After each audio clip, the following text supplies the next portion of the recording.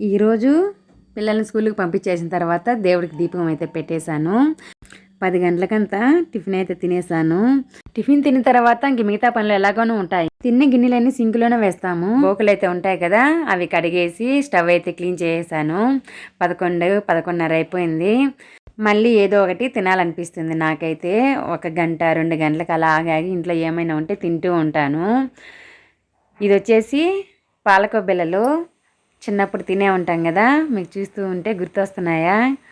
చాలా బాగుంటాయి, నోట్లో పెట్టుకుంటే కరిగిపోయేలాగా ఉంటాయి. ఇంట్లో నేనే చేశాను. స్నాక్స్ బాక్సులకి అవి పెట్టి పంపిస్తాయి పిల్లలకి.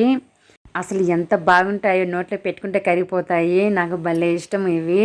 ఒకటి తినడం స్టార్ట్ చేశారంటే అలా వెళ్ళిపోతూ ఉంటాయి. అంత టేస్టీగా ఉండే ఈ పాలకొబ్బెల్లలు చాలా ఈజీగా చేసేస్తాను. చిన్నప్పుడు అయితే ఎక్కువ తినాలనిపించేది. అప్పుడు 2 రూపాయలు అలా ఇచ్చేవాడు మా నాయన అయితే. ఇప్పుడు నా చేతులతో నేను స్వయంగా చేసుకుంటున్నాను.